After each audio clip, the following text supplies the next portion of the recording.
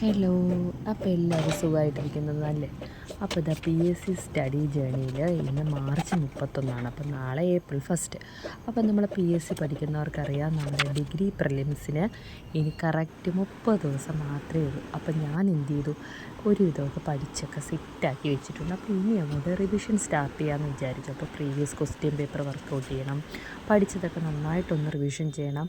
മലയാളവും ഇംഗ്ലീഷും മാത്സും ഒക്കെ വീണ്ടും വീണ്ടും റിവിഷൻ ചെയ്യണം. നമുക്ക് 50 മാർക്ക് ഉറപ്പിക്കാൻ പറ്റുന്ന മേഖലയാണിത്. ആദ്യത്തെ എക്സാമിന് ഞാൻ ഇതങ്ങനെ ശ്രദ്ധിക്കാറില്ലായിരുന്നു. ഇപ്പോൾ ഏറ്റവും കൂടുതൽ സമയം സ്പെൻഡ് ചെയ്ത് പഠിച്ചത് ഈ 3 സബ്ജക്റ്റിനുമാണ്. പിന്നെ പ്രിൻ്റർ. അപ്പോൾ എനിക്ക് സ്വന്തമായിട്ട് പ്രിൻ്റർ ഉണ്ടെന്ന് വേറൊരു വീഡിയോയിലും പറഞ്ഞിട്ടുണ്ട്. അപ്പോൾ ഞാൻ പ്രീവിയസ് ക്വസ്റ്റ്യൻ പേപ്പർ പ്രിൻ്റ് എടുത്താണ് പഠിക്കുന്നത്. അപ്പോൾ ഒരു ദിവസം ഒരു ക്വസ്റ്റ്യൻ എന്താണെന്ന് വർക്കൗട്ട് ചെയ്യണമെന്ന് വിചാരിച്ചാണ് ഞാൻ പ്രിൻ്റ് എടുത്തത്. അതിന്ന് വർക്കൗട്ട് ചെയ്ത് കംപ്ലീറ്റ് ചെയ്യാൻ പറ്റിയിട്ടുണ്ട്. അപ്പോൾ ഇപ്പം ഞാൻ ഫുൾ ഫിനിഷ് ചെയ്തപ്പോൾ സമയം 10 മണിയായിരിക്കുകയാണ്.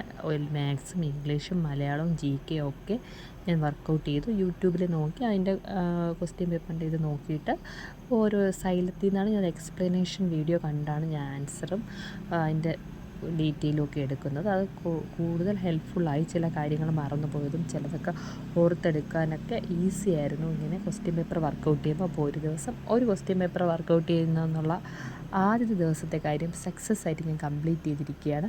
അപ്പോൾ ഇനിയുള്ള ദിവസത്തിലും ഒരു ദിവസം ഒരു ക്വസ്റ്റ്യൻ പേപ്പർ വർക്കൗട്ട് ചെയ്യണമെന്നാണ് ഞാൻ കരുതുന്നത്. അത് നടക്കട്ടെ എന്ന് ഞാൻ വിചാരിക്കുന്നു. 100% ഞാൻ കൊടുത്തെഴുതാൻ പോകുന്നൊരു എക്സാമാണ്. അപ്പോൾ നിങ്ങളെ പഠിത്തമൊക്കെ എവിടെയാണെന്ന് കമൻറ്റ് ചെയ്യണം കേട്ടോ. ബൈ.